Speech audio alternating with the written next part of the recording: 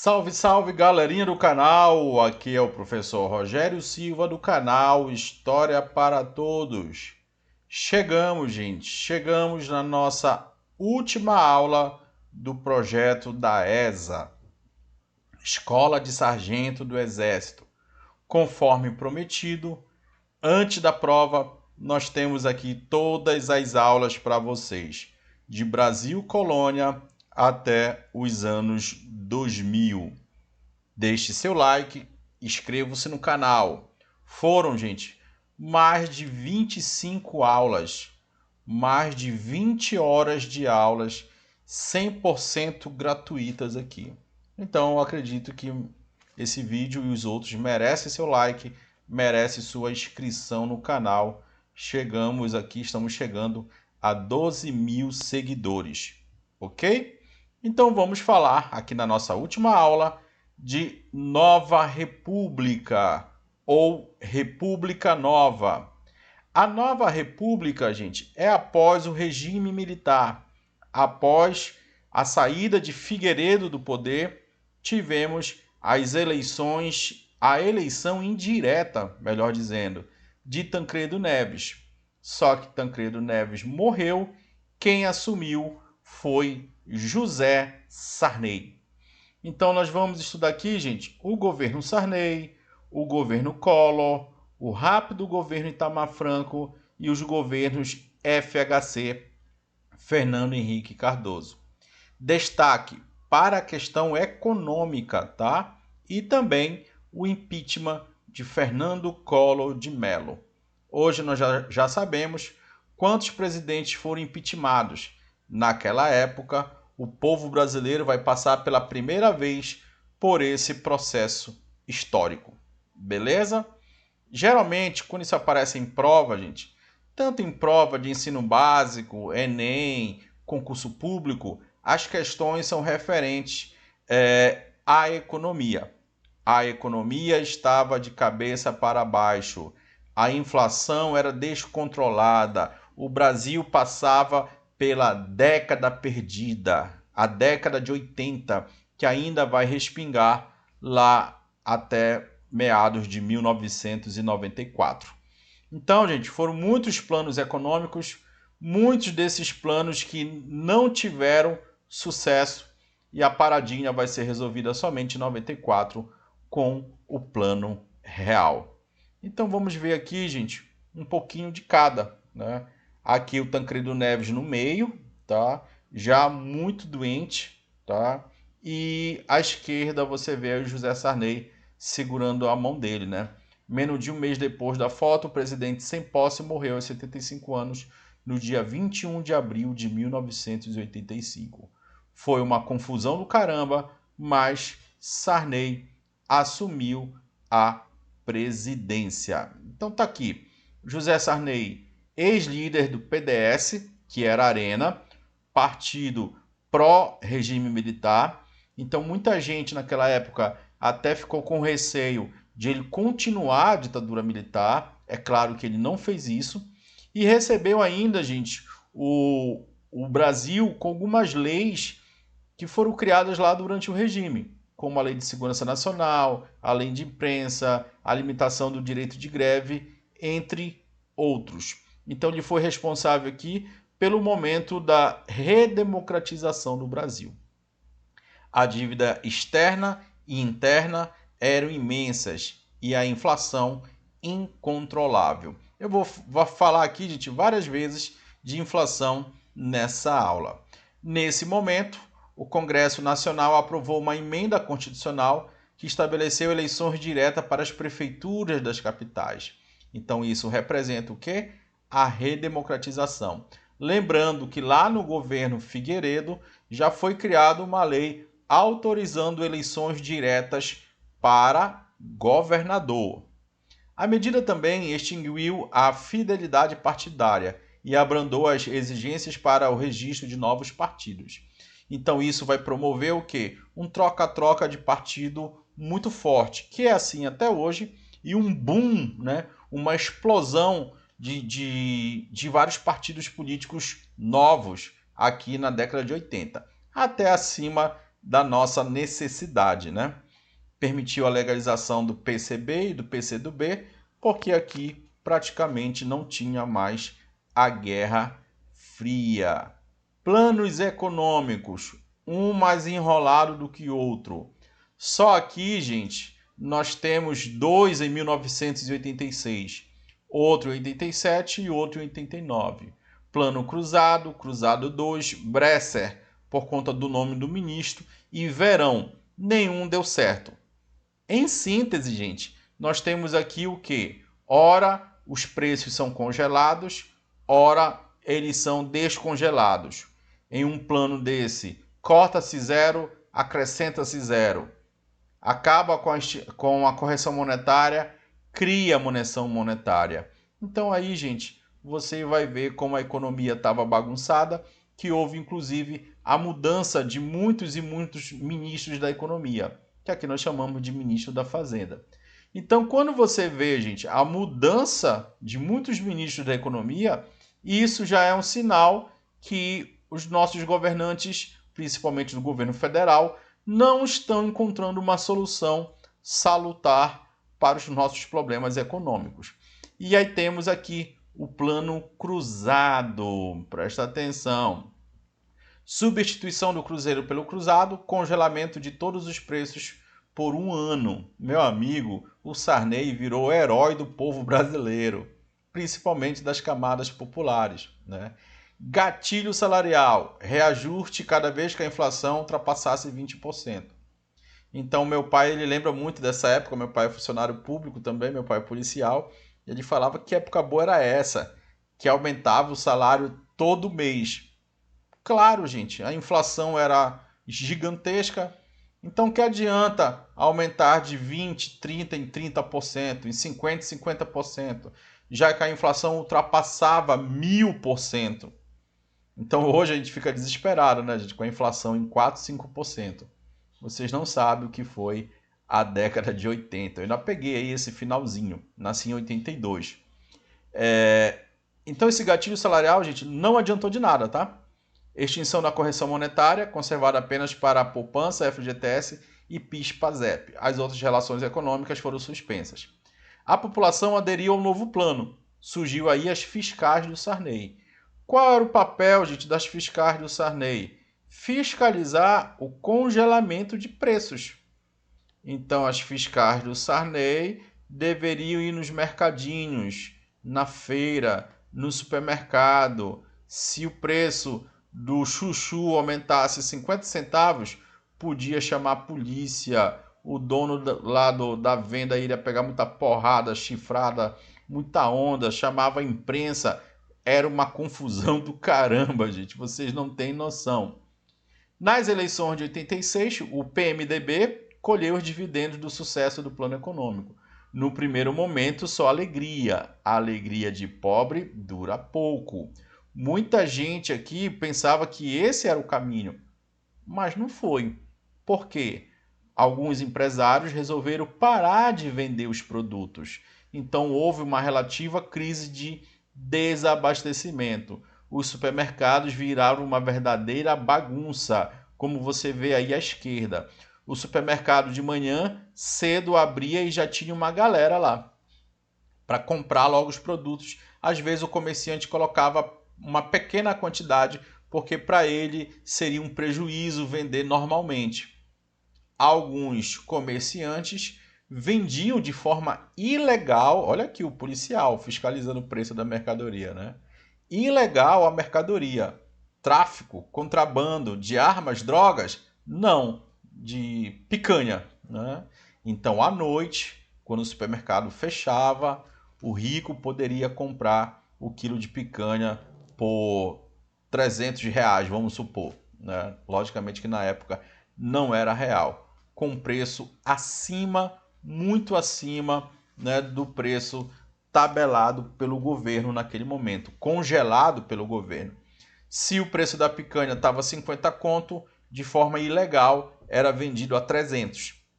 Então, gente, no primeiro momento, o PMDB, que depois fez parte ali o Sarney, né, ele ficou muito querido pelo povo, depois ele ficou muito odiado, porque depois de alguns meses o plano fracassou. Qual foi a solução? Um choque na economia, né? Um choque, né? Então, meu amigo, o povo estava morrendo eletrocutado aqui, né? Autorizava o descongelamento de preço de alguns produtos, tentando rever a M que ele fez anteriormente. Retorno da correção monetária, extinguiu o BNH. Olha só, gente, o BNH criado durante o regime militar, né, lá no governo Castelo Branco. O Banco Nacional de Habitação. Hoje foi substituído pelo Minha Casa Minha Vida. Em fevereiro de 87, anunciou a moratória unilateral. O que significa isso, gente? O Brasil não tinha como pagar a dívida externa, o calote do governo federal. E isso afasta investimentos estrangeiros. Isso atrapalha a estrutura econômica de um país. Também nesse momento, era muito comum acontecer reajustes preventivos. Como assim reajustes preventivos? Antes de aumentar o preço, a galera já aumentava. Como assim, professor? Ah, eu sei que a mercadoria no final do mês vai aumentar. O que que eu faço? Né? Eu aumento de forma antecipada. E às vezes, gente, isso também acontecia com alguns salários, tá? Então já pensou, gente, você ter sucessivos aumentos de salários em menos de 2 meses? Então, para você ver, gente, como é uma bagunça. Não tem outra palavra, gente. Era uma bagunça o sistema financeiro brasileiro. Outro plano econômico, olha só, gente. Inflação de 365,9 em 87 é recorde. Novamente, congelamento por 90 dias de preços, salários e aluguéis, extinção do gatilho salarial, sinais de hiperinflação. Hiperinflação, gente, geralmente quando passa de 3 dígitos. Fim do subsídio do trigo, ou seja, o governo federal ele queria economizar. O preço do pãozinho vai aumentar e aumentou com certeza. Adiamento ou suspensão de várias obras públicas. O governo estava buscando economizar. Mais um plano econômico que não deu certo. A crise continuou, o desemprego continuou, o Brasil não pagava a dívida externa e a inflação continuou crescendo, crescendo, crescendo. A inflação, gente, era o grande inimigo do povo brasileiro naquele momento. Novo congelamento de preço e salário, substituição do cruzado pelo cruzado novo, novo reajuste mensal de salário de acordo com a inflação do mês anterior. Tá? De acordo com a inflação do mês anterior. Elevação da taxa de juros para inibir o consumo dos ricos. Né? É o que está acontecendo nesse exato momento no Brasil que eu gravo essa aula. Né? O Brasil, um dos países com maiores taxas de juros. Se não me falha a memória, é o segundo, né? De acordo com o Banco Central, é para evitar o superaquecimento da economia e o aumento da inflação. Gente, olha quanto chegou a inflação aqui. 2.751% ao ano. 2.700. Gente, eu lembro que eu era criancinha, eu entrava no supermercado, bem que tem uma imagem, que é a minha memória de infância, né? O carinho aqui, gente, isso que não é da geração de vocês. E mercadinho de bairro ainda tem, né? Um marcador de etiquetas aqui, olha. É uma etiquetinha que coloca em cada um do produto. Hoje é código de barra, né? QR Code. Então esse bagulhinho esse bagulho faz um barulhinho. Tec, tec, tec, tec. Então eu criancinha escutava esse tec-tec pelos corredores do supermercado. Esses marcadores de preço eles tinham muito trabalho. Aumentava de preço de 3 vezes no mesmo dia, 4 vezes. Loucura, loucura, loucura, tá, gente? Então, alguns mercadinhos de bairro ainda tem essas etiquetinhas, né, que está escrito lá. Agradecemos a preferência e tem o valor do produto. Correto? Então, a situação estava gravíssima. Aqui, ó. Aqui você tem um gráfico, né? Inflação e dívida externa. Então, a dívida externa até que dá uma caidinha aqui em 89, né? Para que era o auge da dívida externa aqui era 84, conforme o gráfico, né? E a inflação? Olha a inflação crescendo, crescendo, crescendo, crescendo, né? Ultrapassando os 2.000%. Ponto positivo do governo Sarney, logicamente, que foi a Constituição Cidadã, a Constituição de 1988. Cuidado com isso em prova. Isso também é muito cobrado em prova.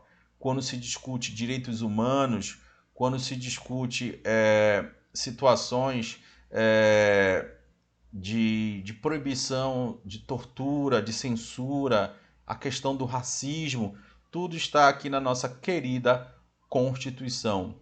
O grande organizador dessa Constituição foi o Ulisses Guimarães. Não esqueça o nome dele, tá, gente? Ulisses Guimarães.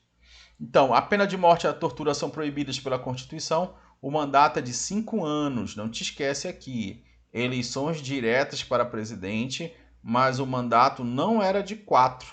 Era de 5, tá, gente? 4 depois eu te mostro. Garantias constitucionais. Habeas corpus, mandado de segurança, mandado de injunção, entre outros. Então, são garantias constitucionais, remédios constitucionais para proteger o cidadão, tá? Ação popular, entre outros, tá?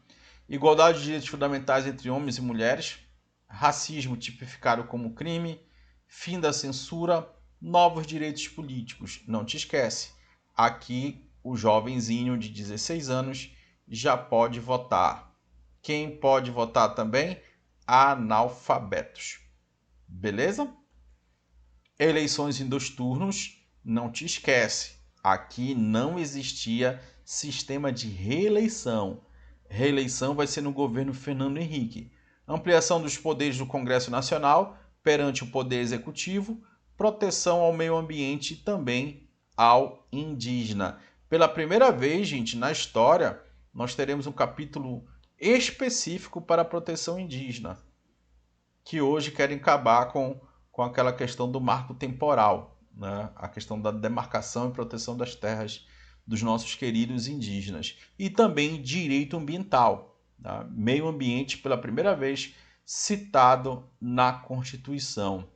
Novos direitos trabalhistas que foram alterados pelo governo Temer, né? Pela reforma trabalhista do governo Temer recentemente. A jornada de trabalho semanal máxima passou a ser de 44 horas. O pagamento de hora extra é obrigatório.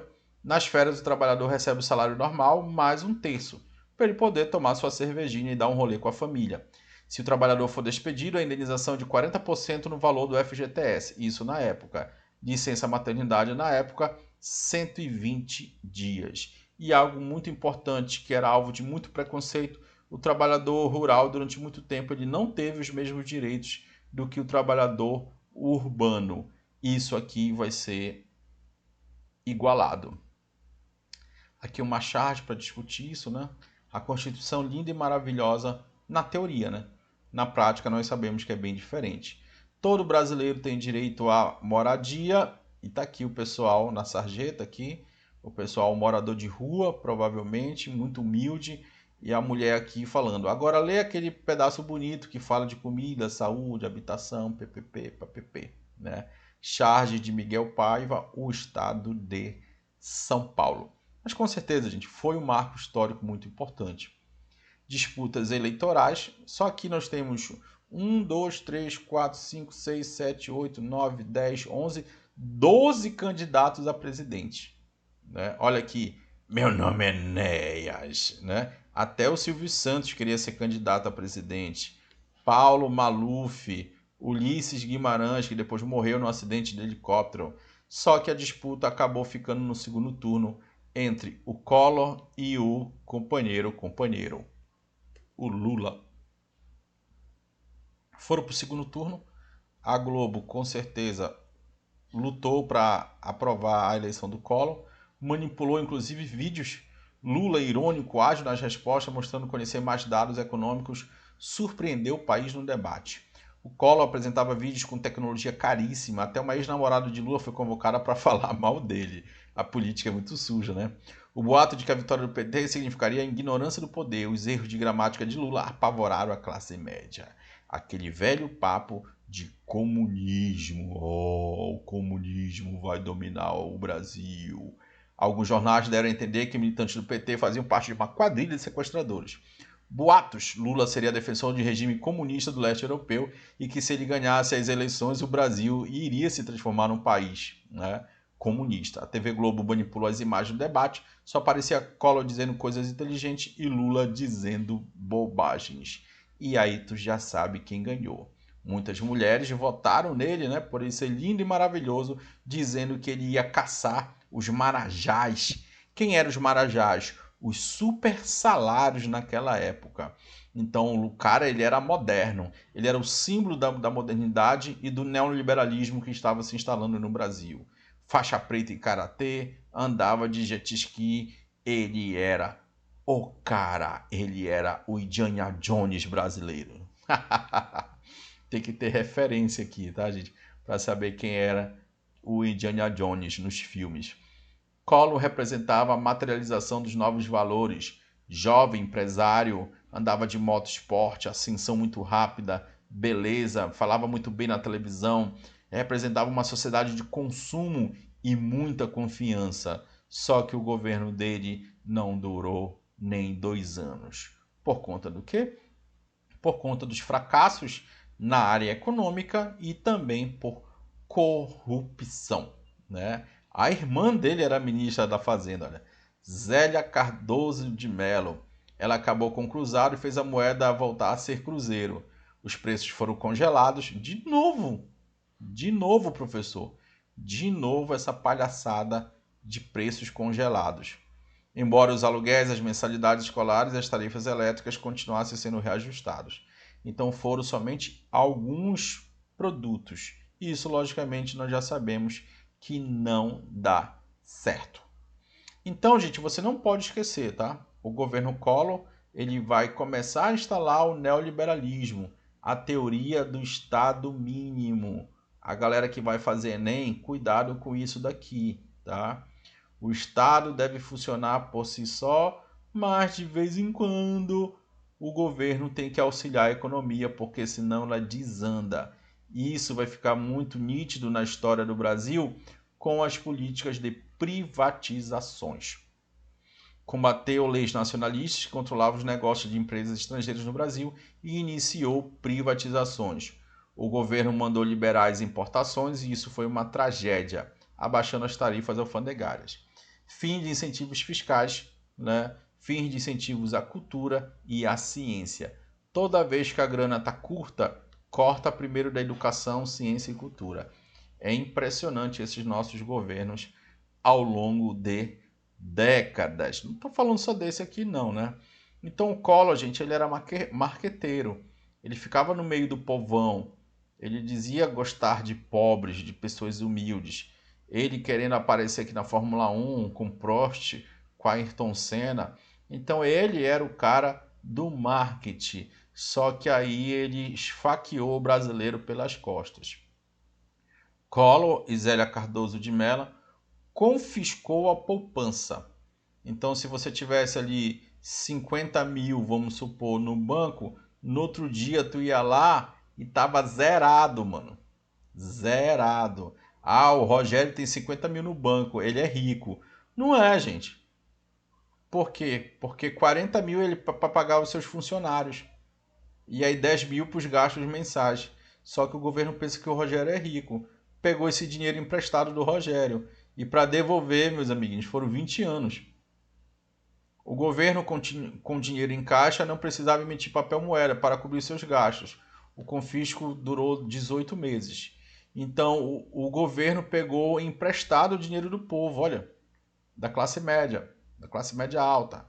As pessoas sem dinheiro da poupança deixaram de comprar. Com as vendas caíram, a tendência seria a queda de preços. Isso teoricamente, na prática não foi isso, né? Deu errado. Caindo as vendas, claro, os empresários trataram de diminuir a produção. E aí toma-te desemprego, desemprego, desemprego, desemprego. Então o tiro saiu pela culatra. A inflação ultrapassou os 20% mensais e a recessão fez o país regredir. Diminuição de 15% do consumo de arroz e feijão. Ou seja, fome, né?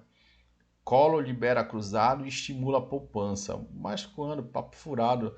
desse jornal do Brasil. Se você tivesse dinheiro, você ia querer colocar na poupança? Não, com medo de o presidente retirar.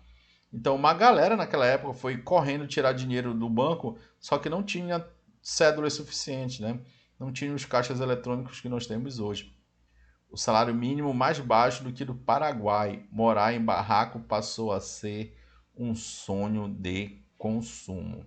Então, o início da década de 90, gente, eu lembro, tá? Eu tinha 10 aninhos. Parecia que eu já sabia que esse era professor de história. Eu ficava ligado na televisão, vendo esses caras, cara de pau, falando, né? E aí nós tivemos, gente, denúncias de corrupção. Quem vai denunciar o Collor? O irmão dele. Olha que louco, né? Tudo pelo poder, né? Tudo pelo poder. Briga de irmãos aqui, né? Então, Pedro descobriu que o seu jornal, a Gazeta de Alagoas, eles são de Alagoas, tá? Ganharia um novo concorrente. Esse jornal lá, gente, seria comandado por Paulo César Farias. Quem era Paulo César Farias? Ele era o testa de ferro do presidente Collor. Ele era o chefe de campanha, ele era o tesoureiro de campanha. Então Pedro não queria um jornal concorrente. E o presidente falou: não, vai ter sim. Então ele falou: então eu vou te caguetar. Eu vou contar todo o esquema. O presidente nunca acreditou que o irmão dele iria denunciá-lo. Mas aí, né, pelo poder, tudo pode acontecer. E foi o que aconteceu. E foi um escândalo nacional. Entrevista à Veja, segundo ele, Fernando havia montado um esquema de corrupção com Paulo César Farias. Os empresários que quisessem favores do governo deveriam dar uma contribuição por fora. Dinheiro que ia para o bolso de Collor via Paulo César Farias, né? Então foi horrível isso daqui, cara. A casa caiu. O motorista aqui na Isto É explicando onde ele levava o cheque, a secretária, a mala de dinheiro e tudo mais, né? Os escândalos se sucediam. O país exigia uma investigação apurada. Assim foi instaurada o quê? Uma CPI, uma comissão parlamentar de inquérito para investigar o presidente. Em junho de 92, a revista Isto É publicou uma entrevista com Heriberto Freire, motorista da secretária do presidente Collor. Ele depositava a grana das propinas com cheques fantasmas. E aí o Collor foi à televisão, pediu apoio do povo. O povo foi às ruas num domingo, milhões e milhões de pessoas, mas não para apoiar o presidente, e sim para criticá-lo, para pedir o seu afastamento. Pintaram o rosto de verde e amarelo, de tinta guache, e aí surgiu o movimento Caras Pintadas. O povo pressionando o impeachment de Collor, tá? Não te esquece. Movimento Caras Pintadas. Anos depois, gente, o PC Farias e a sua namorada foram encontrados mortos, tá? E foi um negócio assim, até hoje não muito bem explicado, né? O fim do Collor. Setembro de 92, os deputados federais concedeu licença para Collor ser julgado pelo Senado por crime de responsabilidade, corrupção. Collor foi substituído interinamente por quem? Pelo seu vice, o mineirinho aqui, gente boa, Itamar Franco, tá?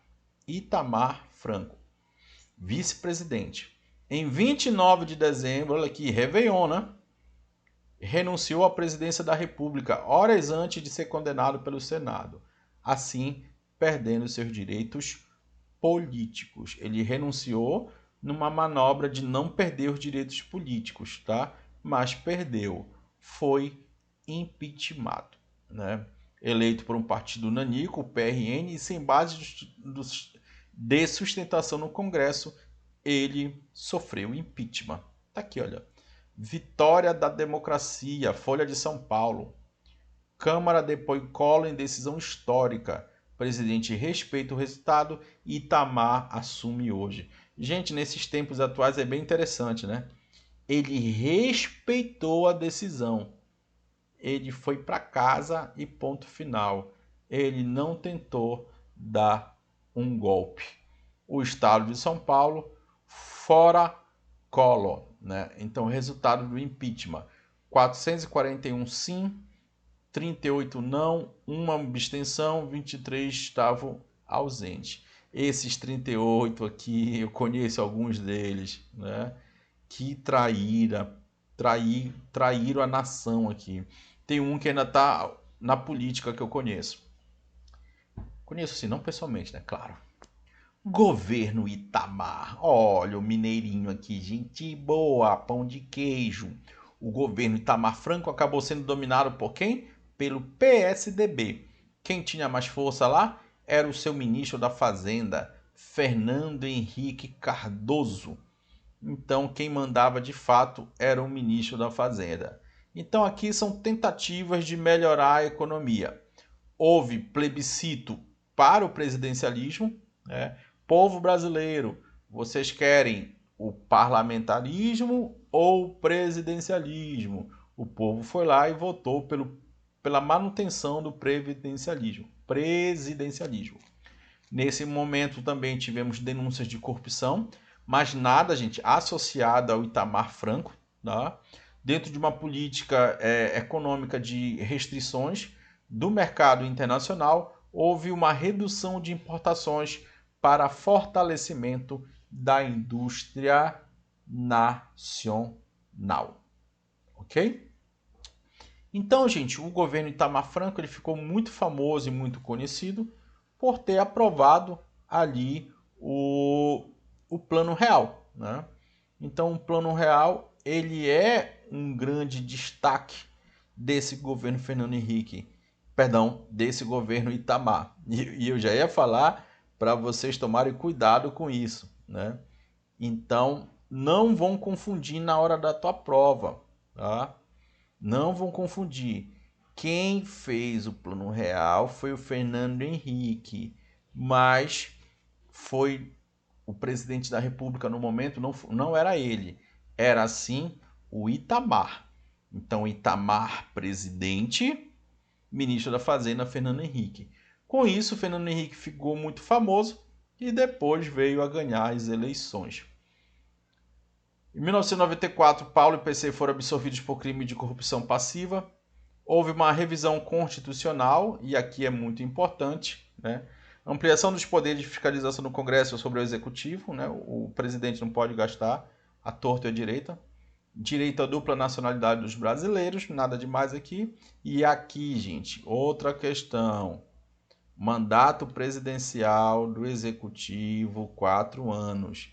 Isso não está presente na Constituição de 88.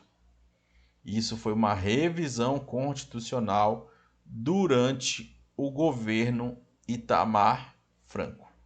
Ok?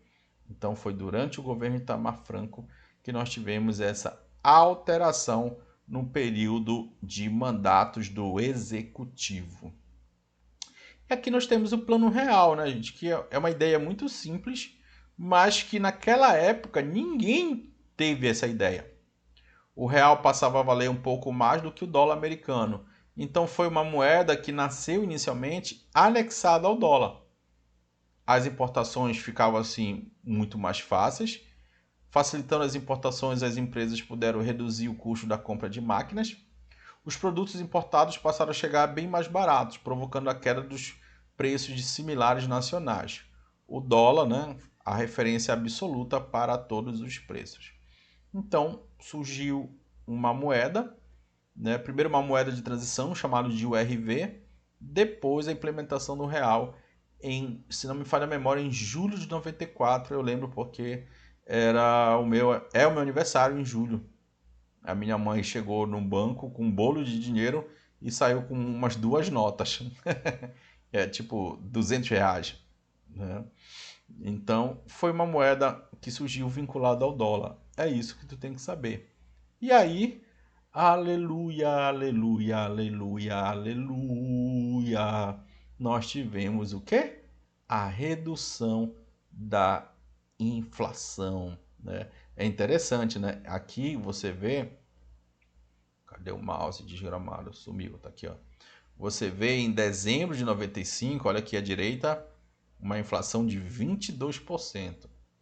Mas ela chegou a quase 5.000% às vésperas da implementação do Plano Real.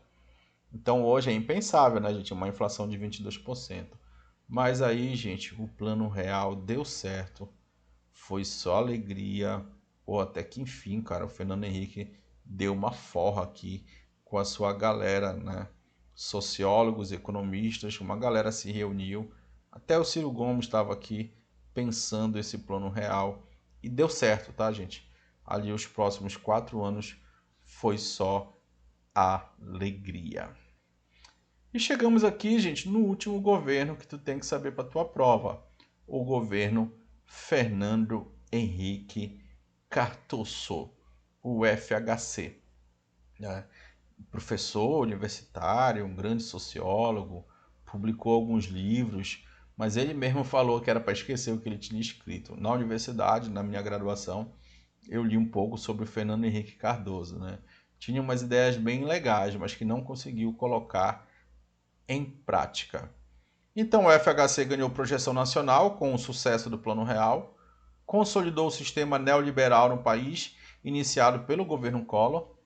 O sistema neoliberal, gente, o Estado aí tem que se retirar de pontos chaves, como estradas, portos, aeroportos, produção energética, mineração, etc.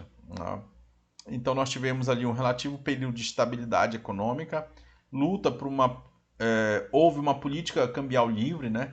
O dólar ele oscilava ali e ele não fazia muita coisa para interferir, que na época era um remédio muito salutar para a economia. Agora não esqueça, tá, gente? Nós tivemos ali o aumento dos movimentos sociais, né? O congelamento de concursos públicos. Então ele não ligava muito para os funcionários públicos. Ele queria diminuir o tamanho do Estado, né? Do Estado brasileiro. Fim do controle de preços, muita especulação financeira, dependência do capital estrangeiro. Ah, isso aqui é importante, tá? Ele vai pedir uma grana emprestada aí para vários bancos, inclusive por Satanás, o FMI. Pontos positivos: queda da mortalidade infantil, universalização da educação, isso nós não podemos mentir. Tá aqui, olha, crescimento da taxa de escolarização. Hoje, cada esquina do Brasil, cada bairro do Brasil tem uma escola no mínimo, né? Isso foi muito bom na época, tá? Então aqui você vê a privatização do sistema Telebrás, né? Por isso que todo mundo tem celular hoje em dia. Aqui nós temos, na época do Collor ainda, a Companhia Siderúrgica Nacional, que foi criada por Vargas, tá? Também foi privatizada. E tivemos outras privatizações de bancos, por exemplo, né? Então aqui nós temos CSN, Cosipa, Açominas, Telebrás, Vale do Rio Doce, Banespa, Sistema Energético, né? A Embraer não foi 100% privatizada, tá, gente? É só um pedaço ali, um setor de tecnologia. Então o Fernando Henrique vendeu a Vale com um discurso que estava dando prejuízo. Vendeu a Vale por 3 bilhões, né? Muito pouco. Hoje ela vale mais de 300 bilhões de reais, com certeza. Aí em 2019, o último dado que eu consegui levantar estava em 223 bilhões. E uma crítica aqui ambiental, né, gente, depois de Brumadinho e Mariana, quando a Vale ela pertencia ao Estado, não ocorreram esses grandes acidentes. Tudo em nome do capital. Então aqui o MST, né, praticamente zero reforma agrária. Então foi um momento muito penoso para os movimentos sociais e para as comunidades mais carentes. Mas tivemos avanços também, tá, gente? É inegável. Então, o início aqui do Mercosul, que você estuda na geografia, né? A questão do mercado consumidor comum, né? Transição de pessoas. Graças ao Mercosul, a gente não precisa de passaporte, né? Tem a placa do carro Mercosul também. A unificação dos mercados, né? Aprovação da reeleição presidencial, olha aqui, foi em 97. E aí ele foi o quê? Reeleito, né? Então, aquilo que eu falei no governo do Itamar Franco, tá? Lá no governo Itamar Franco foi colocado o mandato presidencial de 4 anos. Aqui, gente, foi criado o sistema de reeleição. Pediu dinheiro emprestado para o FMI e o FMI é assim, gente, tu pede 100, tu paga com 300, parcelado em 20 anos. Lei de responsabilidade fiscal também é um ponto positivo, mas eu nunca vi ninguém preso por isso, é o ponto negativo, né? Onde o prefeito, o governador, ele não pode gastar mais do que ele arrecada, né? Não pode deixar estados e prefeituras altamente endividados. Por falta de investimento na produção de energia elétrica durante décadas, isso não é só culpa do Fernando Henrique, nós tivemos crise de abastecimento de energia, o que ficou chamado aqui como crise do apagão, ok? 2002, resultado das desigualdades sociais no Brasil e também da falta de planejamento governamental para o combate da dengue, nós tivemos uma grande epidemia. E aqui, de novo, haja pedir dinheiro emprestado para manter a economia lá em cima. Um dos pontos negativos do governo Fernando Henrique está aqui, né? O aumento da dívida externa. Então, aqui, olha, em 95, 150 bilhões de dólares. Em 2001, 239 bilhões. Então, algo assim inimaginável, né, gente? Então, esse foi complicado aqui para o Fernando Henrique. Quem herdou esse BO foi o governo do companheiro, né? Aqui o presidente Lula assumindo a presidência, mas isso não entra no teu conteúdo. Como é que aparece em prova da ESA, gente? Tá aqui, olha, tranquilo e fácil. Sobre o Plano Real, é correto afirmar que foi lançado durante o governo do seguinte presidente: Fernando Collor, Itamar, FHC, Geisel, ai meu Deus, durante o regime militar.